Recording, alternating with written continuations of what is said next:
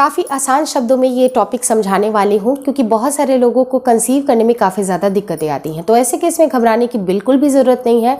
आप मेरे चैनल पे अगर आए हैं तो आपको एक प्लेलिस्ट के ऊपर ज़रूर जाना चाहिए, journey to parenthood trying to conceive. वहाँ पर मैंने बहुत सारे टिप्स एंड ट्रिक्स के ऊपर बातें की हैं, जहाँ पर आप अपने कुछ लाइफ स्टाइल के बदलाव करके भी, कुछ बेसिक चेंजेस करके भी आप बेबी कंसीव कर सकते हैं। तो काफ़ी आसान होता है और बहुत सारे लोगों का बहुत ज़्यादा पॉजिटिव कमेंट आता है इस बात को लेके कि उनके साथ पॉजिटिव चीज़ें हुई हैं, उनका कंसीव हुआ है।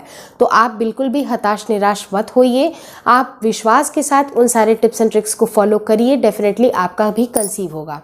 आज का जो स्पेसिफिक टॉपिक है, जो थंबनेल अगर आपने देखा होगा ध्यान से, तो आप समझ पाए होंगे कि मैंने आज इसी टॉपिक को क्यों चूज़ किया।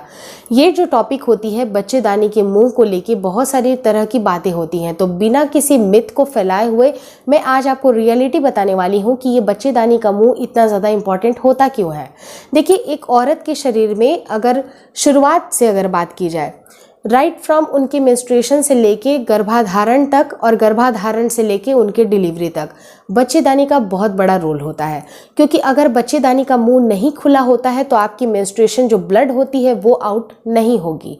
मतलब जब तक कि बच्चेदानी का मुंह नहीं खुला होता है, मेंस्ट्रुएशन ब्लड आउट नहीं होगा।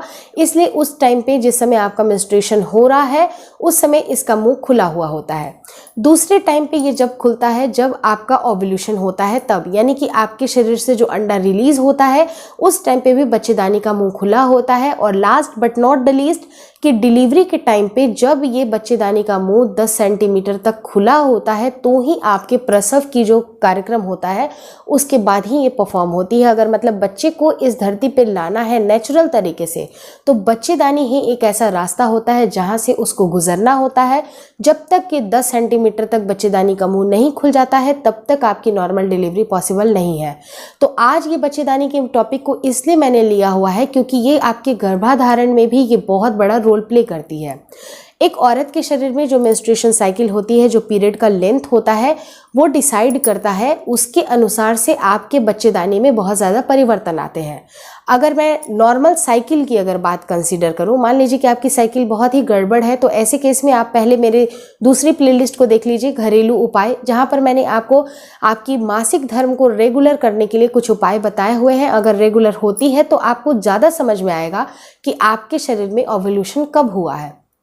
क्योंकि ओव्यूलेशन का मतलब होता है आपके शरीर से एक मैच्योर एग का रिलीज होना।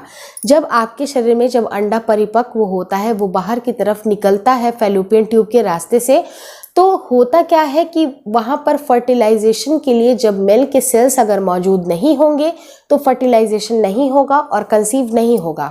लेकिन अब यहाँ पर रही बात कि ये बच्चेदानी की रोल यहाँ पर बहुत ज़्यादा इम्पॉर्टेंट इसलिए हो जाती है क्योंकि बच्चेदानी की मुंह जब तक अगर नहीं खुली होती है तो जो मेल के सेल्स होते हैं वो अंदर तक एंटर ही नहीं कर पाते हैं, एग तक पहुँच ही नहीं पाते हैं।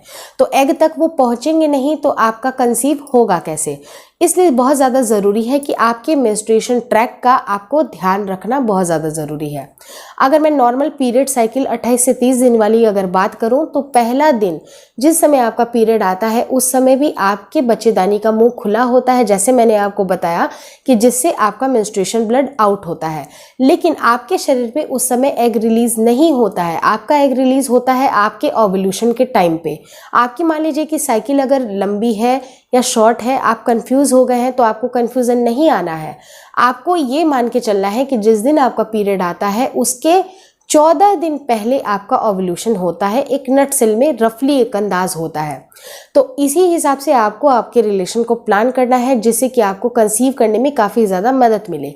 तो रही बात जो मैंने आपको बताई कि ओव्यूलेशन के टाइम पे बच्चेदानी अपना बहुत सारा रूप बदलती है। अगर पहले 10 दिन की बात की जाए, यानी कि जिस दिन पीरियड आता है उसके 10 दिन तक आपके बच्चेदानी में कुछ खास बदलाव नहीं आएंगे, मतलब पीरियड ओवर होने के बाद वो बंद हो जाता है। लेकिन जैसे जैसे आपका अंडा रिलीज होने लगता है 11वें 12वें दिन में, जैसे जैसे थोड़ा सा आप ओव्यूलेशन के और करीब जाते हैं तो बच्चेदानी का मुंह थोड़ा थोड़ा खुलना शुरू हो जाता है। जैसे आपने थंबनेल में देखा होगा, थोड़ा थोड़ा खुलना शुरू हो जाता है। और जैसे ही ओव्यूलेशन का टाइम आता है, जिस समय एग रिलीज हो जाता है, उस समय बच्चेदानी का मुंह पूरा खुल जाता है। लेकिन धीरे धीरे जैसे ओव्यूलेशन खत्म होता है, उसके बाद वो बच्चेदानी का मुंह फिर से बंद होना शुरू होता है और आधा पे भी रह जाता है, फिर धीरे धीरे वो बंद हो जाता है। यानी कि जब तक जो बाहर जो मेल के सेल्स होते हैं उनको एंटर करने के लिए ये उस ड्यूरेशन पे वो खुली रहती है। तो ऐसे केस में आपको अपने टाइम को याद रखना है कि किस समय आपका ओव्यूलेशन टाइम आता है, उस समय आपको रिलेशन प्लान करना चाहिए, जिससे कि आपके गर्भधारण करने के चांसेस कई ज़्यादा गुना बढ़ जाते हैं। मुझे लगता है कि कोई भी कंफ्यूजन इस वीडियो में अब है नहीं।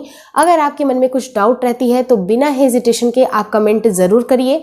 और अगर आप जानना चाहते हैं कि बच्चेदानी के मुंह में और भी क्या क्या परिवर्तन होंगे तो आप एंड स्क्रीन पे ये वीडियो ज़रूर देख लीजिएगा। Thank you so much for watching twins my world.